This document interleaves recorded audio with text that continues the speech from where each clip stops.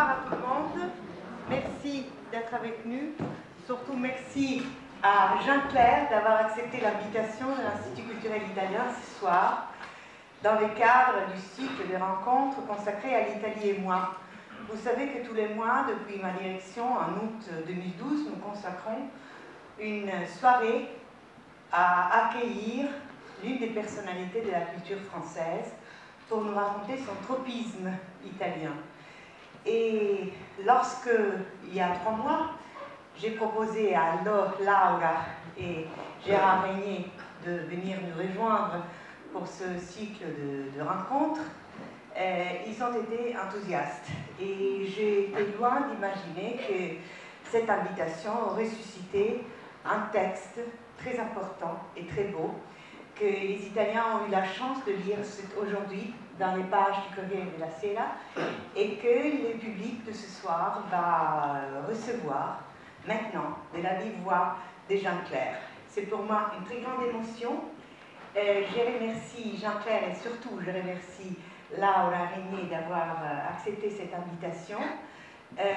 Vous n'avez pas besoin que je fasse une présentation de l'homme qui est à côté de moi.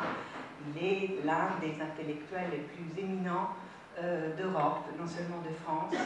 Il poursuit sa recherche, il poursuit sa bataille sur le thème d'un humanisme retrouvé, d'un humanisme à défendre depuis des décennies.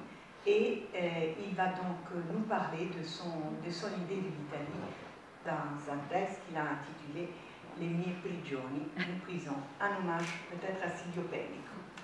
Donc sur le ton très libre et très subjectif, je suppose un intitulé comme Italie et moi, effectivement, je me laisserai aller à parler très librement, et même si je lis un peu. Et d'abord, en vous disant que j'ai longtemps hésité entre 2 titres, effectivement le premier emprunté à Silvio Pellico, Les mie prigioni, et l'autre a l'air que chante le comte Rodolfo dans la Sonnambula de Bellini, Cari luoghi. C'est évidemment rapproché là 2 extrêmes, la nuit de la prison et sa solitude, et la lumière des lieux que l'on a aimés et que l'on voudrait revoir. Mais si l'on évoque l'Italie, il se peut que ces 2 moments parfois se confondent ou bien s'appellent comme l'ombre appelle la lumière et l'enfermement appelle la nostalgie. Donc commençons par le début et commençons par une anecdote.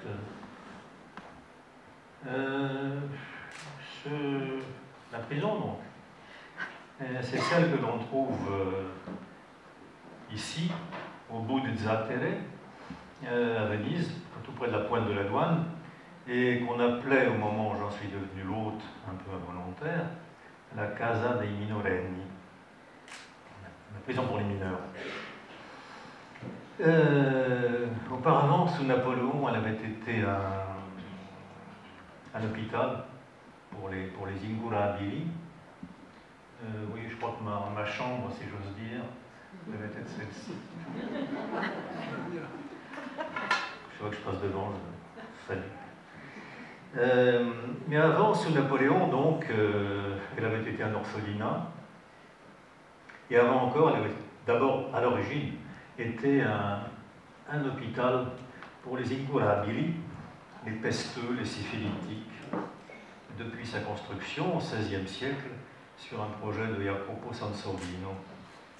Aujourd'hui, je me suis rendu compte qu'elle était devenue l'Académie des Beaux-Arts, et je n'ose croire que c'est mon séjour entre ces murs qui lui aura valu pareille élévation, mais j'aimerais évidemment le croire. Ça remonte à 56, je me souviens de la date parce que 56 c'était la date du soulèvement de Budapest contre les chars soviétiques. Et cet été-là, je me trouvais dans une colonie de vacances sur les bords du lac de Garde. C'était mon premier contact avec l'Italie et le voyage à Venise en serait le couronnement. Et à la dernière minute, le directeur avait annulé le voyage.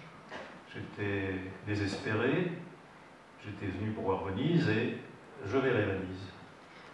Donc, la veille du départ, je quittais la colonie vers 5h, 6h du matin, quand tout le monde dormait encore, et je suis allé me poster sur la route entre Sirmione et Venise.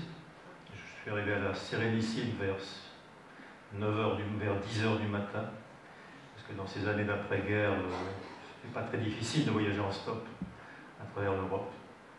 Et vers midi, les carabiniers, alertés par le directeur de la colonie, m'arrêtaient courtoisement et m'emmenaient à la Casa dei Minoreni. Ils me conduisaient tout aussi gentiment à une petite cellule meublée dont je vous ai montré l'emplacement, meublée d'un bas-flanc en bois, incliné à 35 degrés. Et en voyant mon recul, les carabiniers me firent signe d'attendre et revinrent 5 minutes après avec un grand sourire, mais aussi avec une douzaine de couvertures pour me faire un matelas avec lequel il me serait possible de dormir. Et comme je n'avais rien mangé depuis la veille, ils apportaient aussi avec eux 3 énormes panini. Autrement dit, j'étais traité comme un ambassadeur à Venise, et je le serais mieux encore. Au début d'après-midi, je suis conduit au consulat de France pour régler mon cas.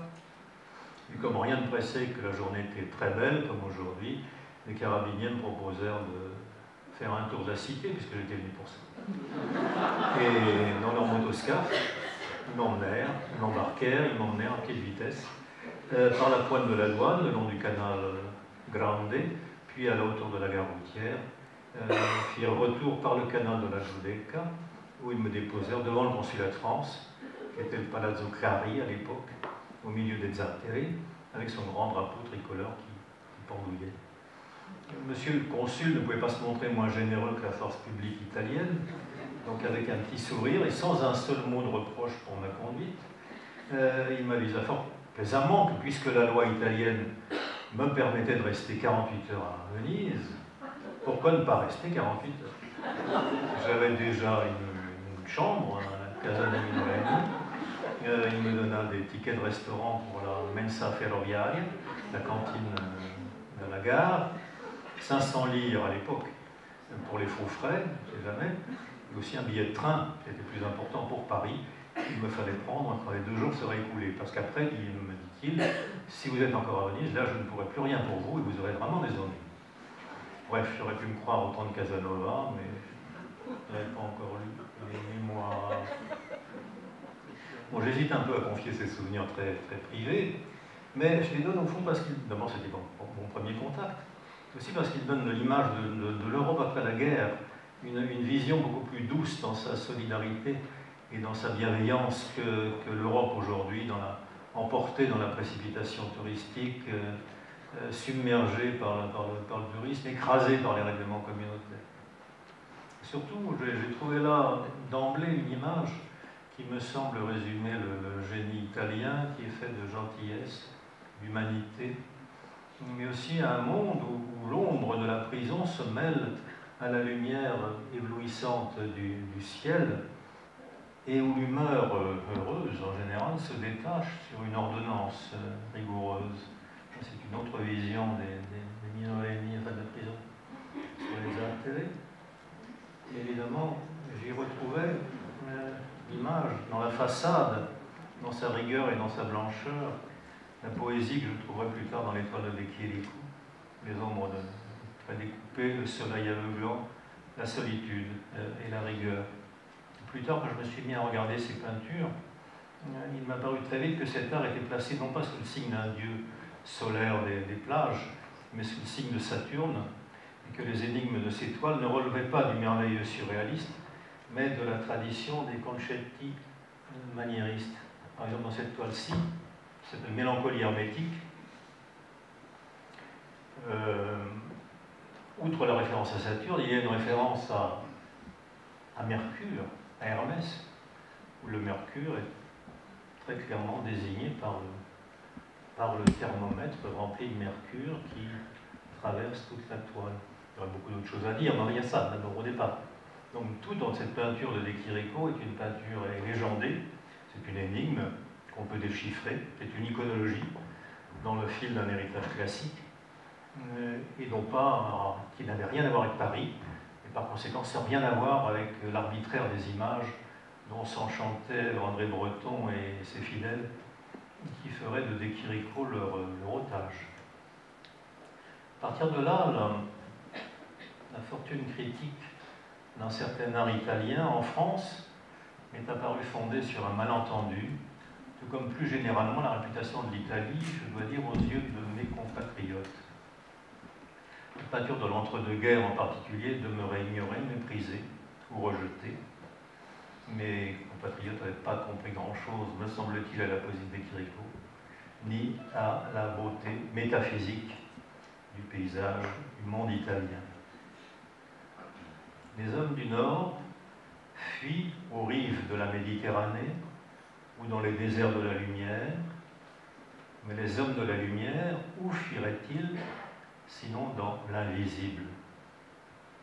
C'est ce qu'avait écrit Albert Camus en préfaçant un livre de Jean Grenier, qui avait été mon professeur, Les îles, et les îles en question sont aussi les îles Borromée. L'invisible, effectivement. La seule fuite possible sous la lumière. Et le fait est qu'entre 1915 et jusqu'à la Seconde Guerre, l'Italie avait été le lieu d'un art à tout point de vue extraordinaire, de haute qualité, de grande culture, de superbe facture. Il était temps pour la vérité de l'historiographie contemporaine de le faire entrer dans les chapitres de l'art moderne. Évidemment, envisager cet art autre, c'était bousculer toute son histoire telle que la doxa parisienne l'avait imposée par une suite d'expositions, dont vous vous souvenez, Paris-Moscou, Paris-Berlin, Paris-New York.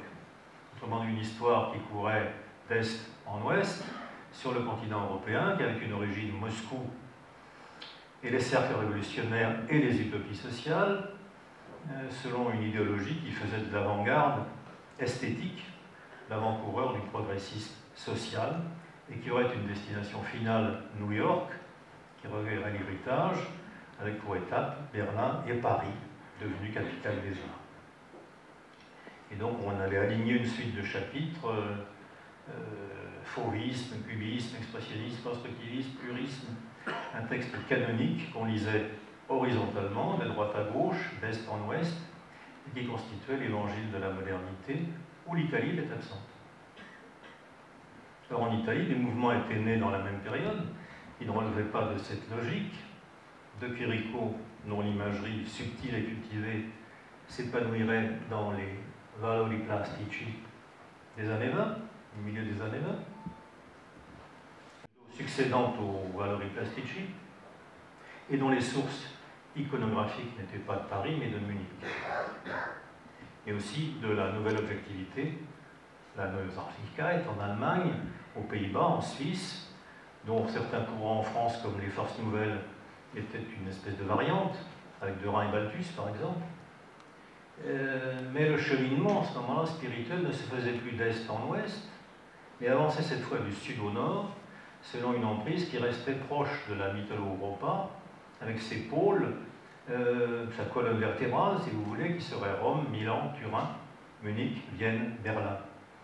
Une sorte de lotharingie spirituelle, si vous voulez, ou plutôt de Saint-Empire romain germanique, si j'ose dire, dont le rideau de fer en 1945, en détachant ces régions orientales, avait rendu impossible la saisie de l'unité culturelle qu'il avait rassemblée pendant des siècles. Donc je commençais un voyage en Italie en 1978, à Milan, pour un travail qui devait aboutir à une exposition 1980, les réalismes entre révolution et réaction, 1919-39, où l'Italie allait occuper une place majeure, et qui fut ensuite présentée d'ailleurs à Berlin en 82. Et puis elle ouvrit donc pour moi la voie à l'exposition sur Vienne, l'Apocalypse joyeuse, qui était le second volet de cet essai de réécriture de l'histoire des idées et des formes en Europe. J'allais rencontrer à Milan mes premiers guides. Je voudrais leur rendre hommage ce soir. Le premier a été Luigi Carluccio, qu'on voit ici à gauche en train de lire le journal dont il était le critique d'art, la Stampa. C'était aussi le critique de la revue Panorama. Et c'est le premier qui m'avait fait aimer, connaître et aimer la beauté austère de la peinture de Felice Casolati à Turin, la ville où elle était. C'est l'époque où on redécouvre Piero della Francesca, évidemment. Encore un autre tableau de Casolati, on est en 27-28. Aussi, à l'autre bout de l'Italie, Pirandello à Rome. Et puis par ailleurs, c'est Emilio Bertonati, le directeur de la Galleria del Levante, qui m'avait montré le lien qui unissait Edita et Mario Broglio. Vous avez ici un autoportrait, une magnifique fleur. Le lien qui les unissait aux représentants de la nouvelle objectivité de Berlin ou de Vienne. Et plus tard, voilà Martini, la Pisana, terre cuite magnifique, qui fut exposée à Paris. Et Sironi, l'Allieva, l'élève, qui pour Paris étaient des choses très, très étonnantes. La convalescente de Martini, un autre détail de la convalescente, et là peut-être la plus belle sculpture de Martini, la Mante Morta, donnée par la fille d'Ettore Gianferrari à Anila Necchi à Milan. C'est aussi un détail. Ce qui éclatait dans cette peinture autre, c'était effectivement une recherche du contenu, un impératif iconographique, une inquiétude du sujet, un malaise figuratif, tout à l'inverse du formalisme et de l'abstraction qui dominait l'autre peinture européenne et qui trouverait aux États-Unis leur triomphe. Bon, cette peinture, cette sculpture, Sironi, Martini, Pirandello, Casolati, n'était pas un art du bonheur, de la quiétude à la Matisse ou à la Bonnard. Ce n'était pas non plus des dissertations autoritaires sur la société à venir, à la façon de Rodchenko ou de Lissitsky. C'était une peinture qui, à l'occasion, dépeignait le monde et sa violence, qui vantait la puissance technique du nouveau monde, mais c'était un art que surtout dominait les formes de l'inquiétude, du songe, du regret, du désespoir, et même de la déréliction et de la maladie. Donc l'Italie, je le découvrais à ce moment-là, n'était pas le pays du soleil, du rire et de la mer que charrient les poncifs, c'était le pays de la mélancolie, de la nostalgie, d'un lyrisme à la Leopardi qui n'avait rien de comparable ailleurs. Rien de l'hédonisme à la française, mais rien non plus de l'épose soviétique, et moins encore évidemment des boursouflures de l'art officiel du Troisième Reich. Car le problème est là, bien sûr. Comment cet art du songe, de la rêverie, de la nostalgie, en pleine lumière, avait-il pu se développer sous un régime autoritaire sans lui être elle-même soumise? Sironi, donc, je vous montre ici une vue des faubourgs et périphéries de Milan, ou encore ici un autre paysage urbain de Milan, aussi une autre image ici avec un cheval, mais avec évidemment un contenu idéologique beaucoup plus évident, des douchés à cheval, et c'est entre les pattes du cheval une foule de petits hommes noirs qui se pressent. Sironi était le cas le plus exemplaire, d'autant qu'il était le peintre officiel du régime. Et comment ce peintre puissant avait-il pu être le chantre officiel du régime, alors que sa peinture était tellement sombre et tellement désespérée? À l'époque, j'avais confié mon trouble à Mario De Micheli, qui était le critique d'art de l'UNITA, qui était aussi un ami de Paul Éluard. Et Mario fut le premier à m'expliquer que cette peinture idéologiquement liée au fascisme était aussi celle qui avait donné de ces années sombres l'image la plus fidèle et tracé du monde ouvrier un portrait qu'aucune peinture, fût-elle de gauche, n'avait encore osé tracer. Sironi, tragiquement, avait été le témoin le plus sûr de la barbarie. C'est une petite peinture comme ça que je montre par curiosité, qui est peu connue, une mélancolie, que j'aurais pu mettre dans mon exposition sur la mélancolie, où on retrouve effectivement les emblèmes habituels de la mélancolie, le compas pour la mesure de l'espace et la sphère. En tout cas, l'analyse inattendue, généreuse, menée par Mario De Micheli, ne fut certainement pas partagée par mes compatriotes, parce que l'exposition fut ouverte à Paris en 80, les réalistes entre les deux guerres, où l'art italien des années 20 et 30 tenait la place centrale. Elle fut accueillie avec incompréhension, voire avec des insultes. Cet art fasciste, dit la presse, le Monde en particulier, n'aurait jamais dû être montré dans l'enceinte du Centre Pompidou par essence progressiste et moderniste. En 1978, à ce premier voyage, les œuvres étaient encore très, très dispersées, et pour les voir, pour les découvrir, en obtenir le prêt, évidemment, j'ai dû à l'époque visiter beaucoup de collections, pousser beaucoup de portes, rencontrer bien des gens, et donc entrer dans l'Italie vivante et travailleuse.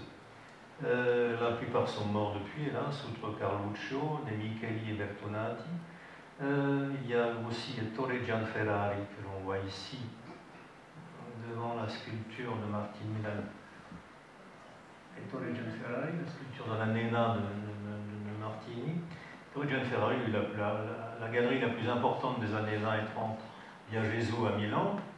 Mais pour que vous ne fassiez pas des, comment dire, vous ne trompiez pas sur le personnage, c'est lui qui fonde en 1936, si j'ai bonne mémoire, en 1937, le mouvement et la revue Corrente, qui a été la première revue antifasciste en Italie. Et après la guerre, c'est lui qui a tenu le syndicat des marchands d'art, en particulier pour traquer le problème des faux, parce que les faux à ce moment-là sont mis à pulluler, en particulier les faux Sironi, les faux Martini. Il y a eu sa fille Claudia, qui a repris la galerie après la mort de son père, Ettore. Ici, on la voit chez elle, avec derrière elle un tableau de Sironi, la famille del Pastore, et sur la gauche, un petit portrait de Chirico, je crois, du musicien Casel. Et tous les deux m'ont accueilli avec tellement de gentillesse, mais aussi d'érudition. Et je me rappelle toujours ces semaines passées à Milan et des personnages qui ont disparu aujourd'hui. En particulier, je me souviens, au fond de la galerie Cavour, au premier étage de la librairie, il y avait le vieil Aldrovandi qui recevait en fin d'après-midi les artistes, les poètes, les écrivains, comme dans une sorte de salon informel. Il y avait aussi la famille Mattioli, une collection extraordinaire, l'architecte Mario Bellini ou Gabriele Mazzotta. Tous ces gens ont incarné à mes yeux ce qu'il peut y avoir de plus attachant dans une certaine bourgeoisie milanaise, cultivée, raffinée, généreuse. Et leurs ombres, il m'a semblé les croiser le soir de l'inauguration du nouveau musée du Novecento en décembre 2010, avec beaucoup de joie à les voir, avoir enfin rassemblé les chefs-d'œuvre. On l'appelle Museo del Novecento, ce qui est une heureuse distinction par rapport à tous ces musées d'art moderne qui s'appellent MoMA, MAGBA, MoCA, MACO, comme on dit ailleurs NATO, AIDS ou KGB, pour afficher, dirait-on, une sorte d'efficacité technologique. Mais aussi parce que ce Museo del Novecento raconte une histoire qui est une histoire à nul autre semblable, enracinée dans une ville, dans un pays, dans une région, sans cette prétention à l'universalité dont se réclament les grands courants de l'avant-garde internationale. On pourrait dire Casolati de Turin, Pirandello de Rome et Sironi de Milan, comme on a dit jadis Jacopo da Todi, Melozzo da Forli ou Jacopo Bassano. Donc après Venise, Milan est devenu le second de ces cari luoghi vers lesquels je retourne, et je veux dire que cher aussi Milan me l'est, d'autant plus que c'est la ville dont ma femme est originaire. Et par exemple, c'est guidé par elle que j'ai accepté pour la première fois d'aller à la Scala écouter Donizetti et Bellini, l'auteur de ces carri luoghi que chante contre Rodolfo, alors que je n'avais eu d'oreille jusqu'alors que pour Wagner. Bon, en tout cas, revenons à Venise un instant. Le moment le plus long de mes séjours et le plus occupé a été celui en 1995. J'ai été nommé, j'ai été chargé plutôt du commissariat général de la Biennale du Centenaire. Je ne parlerai pas de la Biennale, mais un événement vers la fin qui m'a marqué, dont je n'ai jamais parlé jusqu'à maintenant. En septembre 1995, François Mitterrand était à Venise, logé au Palazzo Balbivalière, dans l'appartement de Ida Barbarigo, la femme du peintre Music. Il m'arrivait de le croiser et le président me demanda de visiter la Biennale en dehors de la foule. Donc je l'ai emmené au Palazzo Grassi où se tenait l'exposition principale, Identité altérité, sur la représentation de l'homme et de son visage pendant un siècle, entre 1895 et 1995. Il devait y passer à peu près 3 heures. Tous les quarts d'heure, il s'arrêtait, s'asseyait, souffrait visiblement. Et je crois que ce fut sa dernière sortie publique et son dernier voyage à Venise, puisque vous savez qu'il devait mourir un peu plus de 3 mois plus tard, le 6 janvier 1996. Or, dans cette visite du Palazzo Grassi, c'est dans une salle particulière que j'avais appelée Ars Moriendi. Très bien aujourd'hui, l'euthanasie, tous ces problèmes, n'est-ce pas, qu'il s'est arrêté le plus longuement, en particulier devant des photos de Andrés Serrano. Je vous montre deux exemples, parmi les plus présentables. Des photos prises à la morgue par Serrano, des cadavres. Et là, on voit même le sac en plastique qu'on a ouvert pour laisser dépasser le pied.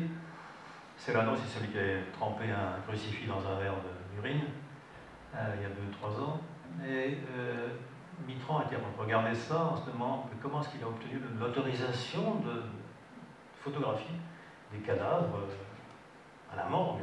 Et sincèrement choqué. Il y a d'autres choses qui l'ont arrêté, en particulier les dessins faits par Hodler, Ferdinand Hodler, de sa femme, Valentine Godet-Darel, sur son lit d'agonie. Encore autre chose dont je me souviens qui le fascinait, son lit de mort, c'est des sculptures faites à l'hôpital de la Salpêtrière dans le service du professeur Charcot, du laboratoire d'anatomopathologie, et qui représentent diverses affections du corps.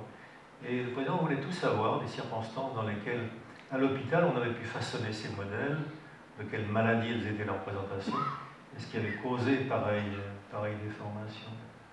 Donc je voyais là un homme à bout de force, et qui s'interrogeait sur les fins dernières de l'homme. Et derrière l'homme public, je découvrais la face de l'homme privé, qui avait été l'ami ou le lecteur de Chardon, de Sioran, de Jünger, mais aussi de Music, prisonnier à Dachau. Music, il l'avait rencontré, une photo de Music dans les dernières années de sa vie, il l'avait rencontré en fait en 1945, au moment de la libération de Dachau. Le président était dans les armées libératrices et le peintre était prisonnier dans le camp. Donc une amitié en était née. Vous savez que les proches, Music a mis presque plus de 30 ans, 35 ans à revenir sur le thème de Dachau. Il a refait ses premières peintures sur le camp de concentration en 71, 72, à partir de dessins qu'il avait fait en 1944 dans l'intérieur du camp. Et puis ensuite, à partir de 72, il a eu le courage, si je puis dire, d'en faire le thème, un des thèmes de son œuvre en peinture. Le palais Balbivalière, dans le quartier du Dorso Duro, est symétrique du vieux palais de Bar. Et donc c'était le lieu où le président avait pris l'habitude de venir. J'ai moi-même été, comme vous le savez maintenant, J'ai été pendant une trentaine d'années moi-même un familier du palais de Valvivalière et l'amitié que j'ai pu nouer avec ses habitants avait commencé elle aussi d'étrange façon, annoncée depuis longtemps. En 1960, oui, le palais de Valvivalière, donc c'est celui-ci, et le palais où habitait le président, si je puis dire, c'est celui du second étage. En 1960, 4 ans donc après l'épisode de la prison, j'étais à nouveau à Venise. Et un jour où je me promenais vers le Rialto, j'avais été abordé par un homme âgé, de très belle apparence, qui en m'entendant parler français a imaginé que j'étais un artiste. Il s'était très gentiment présenté, et c'était Guido Cadoril, dont vous avez ici un autoportrait. Évidemment, immanquablement, la conversation s'est engagée, qui devait se continuer à un restaurant, Il Graspo di Uva, qu'il faudra recommander à notre ami Philippe Solers, et qui fut pour moi la première révélation de la peinture, de la cuisine vénitienne. Suivit une visite à son atelier au Palazzo Briati, dans le Dorso Duro. Cadoril avait été en fait l'un des grands peintres, l'un des principaux peintres du Novecento. Ça, c'est des tableaux du début des années 20, les tableaux de la Lagune, de Venise, entre le symbolisme et la nouvelle objectivité, et le réalisme magique. Il avait été aussi celui qui avait fait les fresques qu'on peut encore voir aujourd'hui, de l'Albergo degli Ambasciatori, des ambassadeurs à Rome et à Veneto, un immense cycle de fresques, de peinture peinte à fresque. Il est l'un des derniers à oser pratiquer la fresque, et dans les salons principaux des Ambasciatori. Et c'est une peinture qui représente en fait la société élégante, la gentry de l'époque fasciste. Donc on y reconnaît tout le monde, y compris la Margherita Sarfatti, bien sûr. Et si vous allez à Rome, allez voir cet étonnant cycle de fresques représentant la vie la plus élégante de la Rome de l'époque. J'ai oublié de dire tout à l'heure aussi, parce que Mario De Micheli avait été lui aussi l'un des fondateurs de la revue et du mouvement Corrente antifasciste à la fin des années 30. Tout ça pour montrer la complexité de l'époque. Évidemment, ces fresques sont admirables. Aussi, Cadoril a été celui qui a restauré toutes les fresques qui avaient été détruites dans les églises du Frioul après la Première Guerre, et aussi dans les tremblements de terre du Frioul. Donc, il a pu refaire, et c'est comme ça qu'il a rencontré d'ailleurs Music, qui lui a servi d'assistant. Et il a également fait les grands décors, les plafonds du Vittoriale et de Gabriele D'Annunzio, dont vous avez ici un petit détail. Et puis, quelques années plus tard,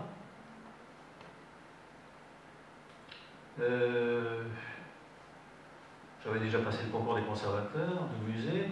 Je rencontrais un de mes collègues qui s'appelait Paolo Cadoril.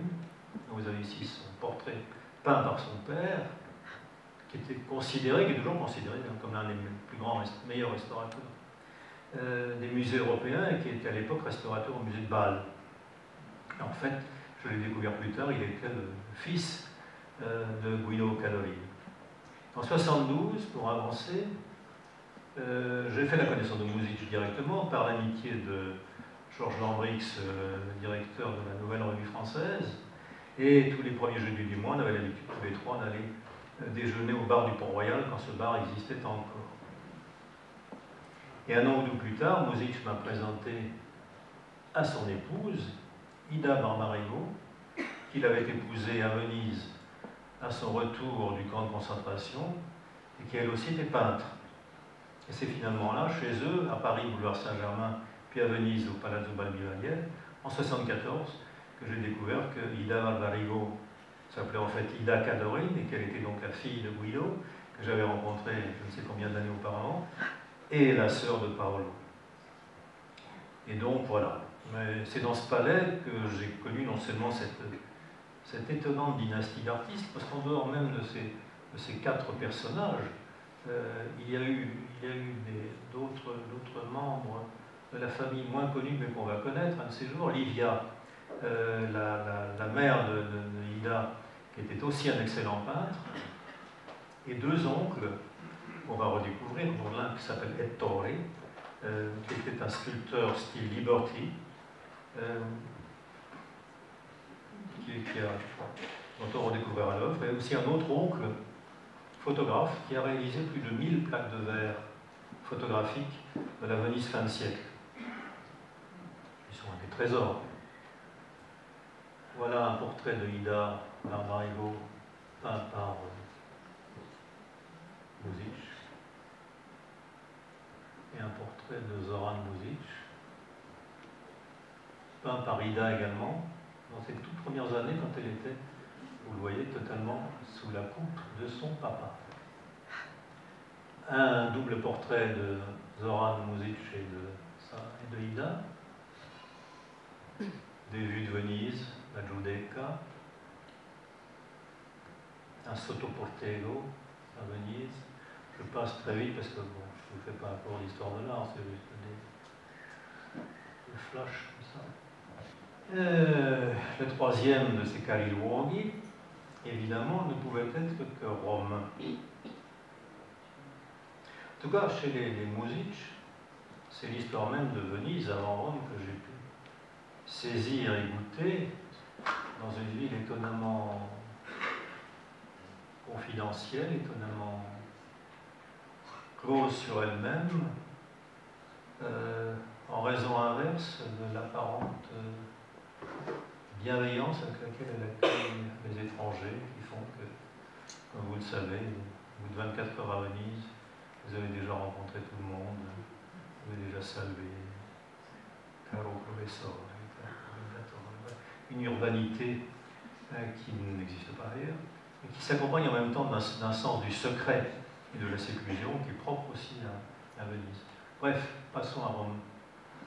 C'était évidemment l'un des plus beaux endroits, l'un des plus secrets, et à l'époque il n'était pas très facile d'y pénétrer. On l'appelle l'Académie de France, mais évidemment tout le monde l'appelle la Villa Médicis, du nom de ses principaux, de ses premiers occupants. Le jardin s'étendait derrière elle, sur près de 8 hectares, un vaste glacis qui protège son intimité, planté de grands pins parasols,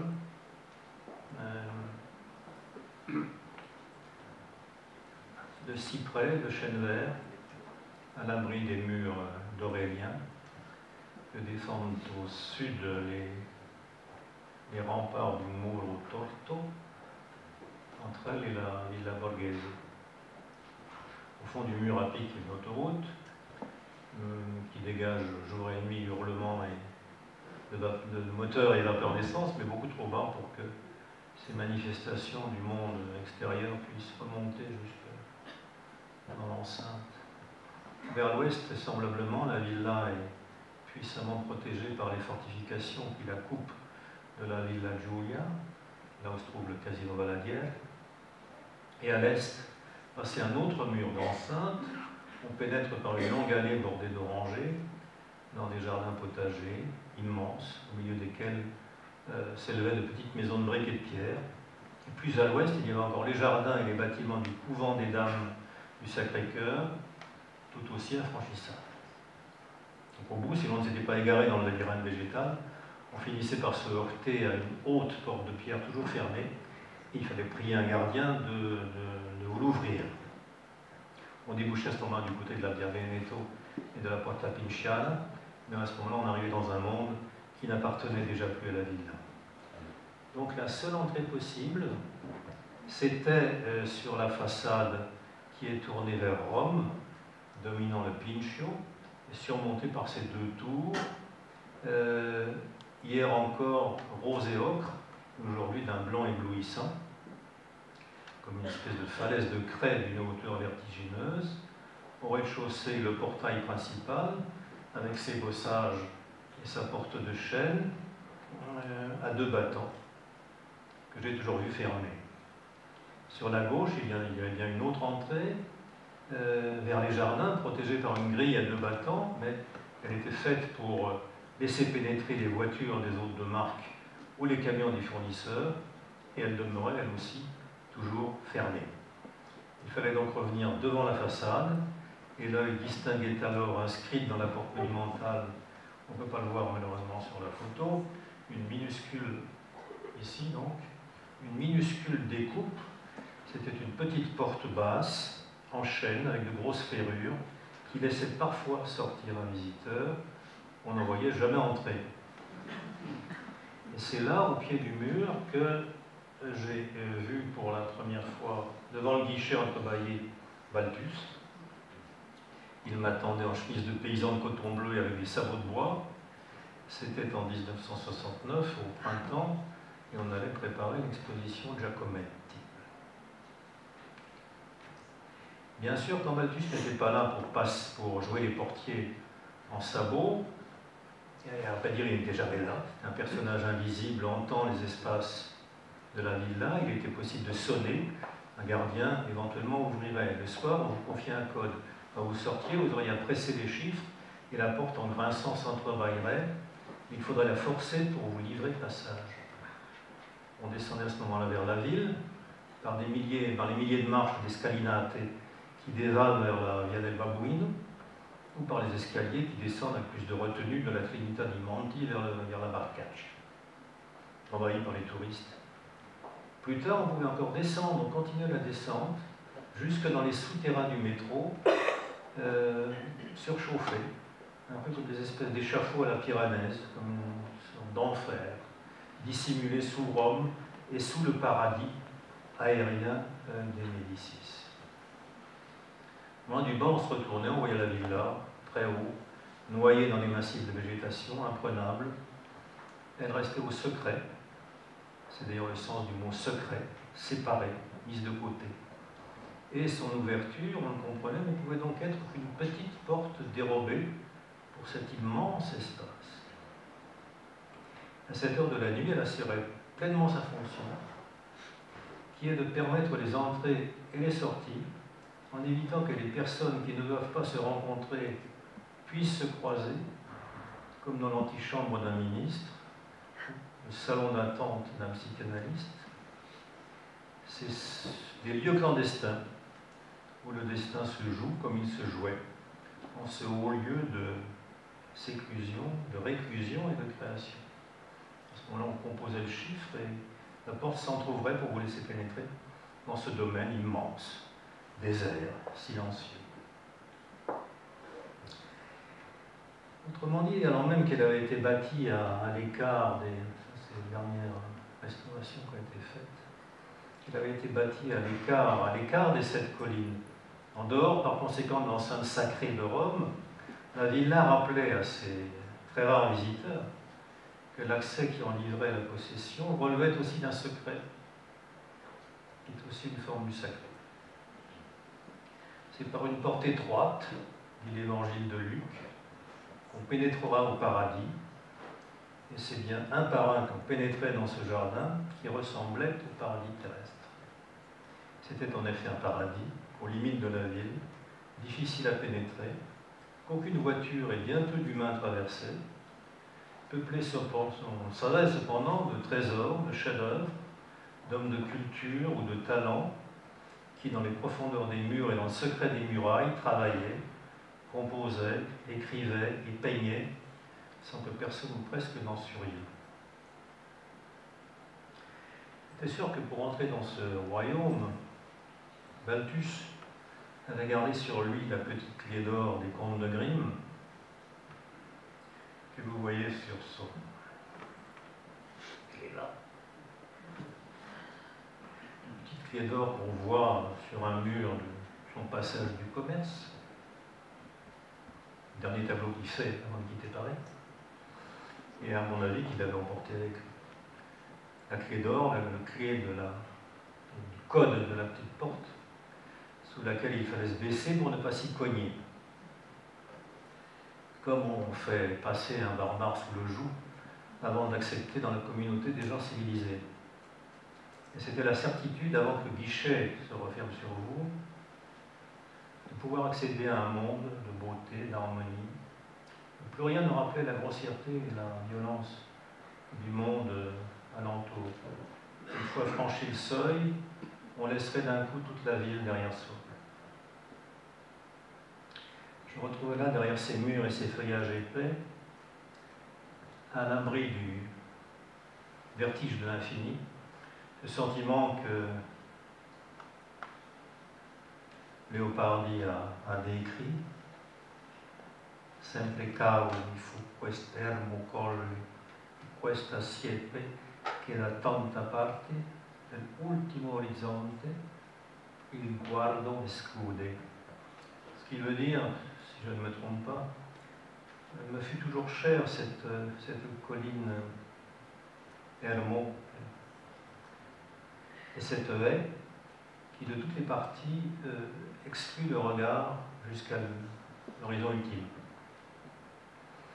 Je ne dirai pas ce que la Villa Médicis est devenue, ce serait trop triste.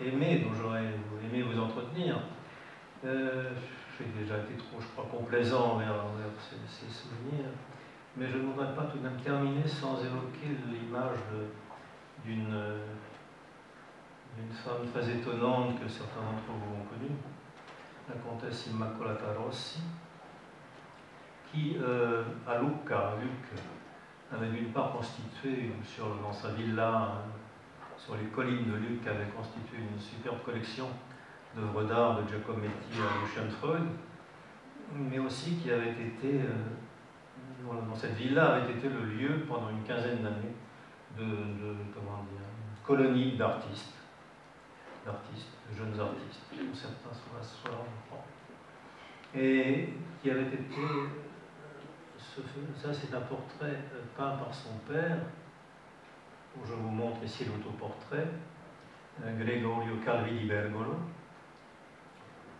Je crois que Frédéric Mitterrand voulait faire une exposition de lui, j'allais vous le dire pourquoi, qui était peintre lui-même, et dont Malaparte a laissé un très beau portrait dans Caput. Avant de passer aux questions, pour détendre l'atmosphère, il me reste à confier une chose qui laisse penser, je vous la confie parce qu'elle laisse penser que ce n'est pas le hasard seul qui guide les décisions qui font notre vie, mais une série de déterminations inconscientes, tout comme furent déterminées par une puissance occulte, mes rencontres successives à travers les années, par exemple avec les différents membres de la famille Calvi. Il se trouve que très récemment, il y a très peu de semaines, à propos de la célébration de la guerre de 14-18, j'ai retrouvé en fouillant dans mes papiers un document que j'avais oublié. C'est l'ordre de détachement de mon père auprès de l'armée italienne. Par décret royal du 21 mai 1916, numéro 641, il avait été versé dans ce que les Français ont oublié. Il avait été versé dans l'une des deux divisions françaises qui viendraient combattre aux côtés de l'armée italienne sur le Piave en juin 1918 sous les ordres du général français Graziani. Et je me suis à ce moment-là souvenu combien, il était un fils de petit paysan, la grande aventure de sa vie avait été en 1917 d'être envoyé en Italie. Il avait donc à ce moment-là, je pense, 19 ans, à peine plus âgé que l'âge où j'avais moins goûté aux délices de la casa des Minorenni à Venise. Le fait est qu'il m'avait souvent parlé de la Vénétie, et je m'étais demandé s'il n'avait pas fabulé, imaginé ces souvenirs d'un pays si lointain, de même que je me demandais ce qu'il voulait dire quand il parlait de la succulence de la polente qu'il mangeait là-bas.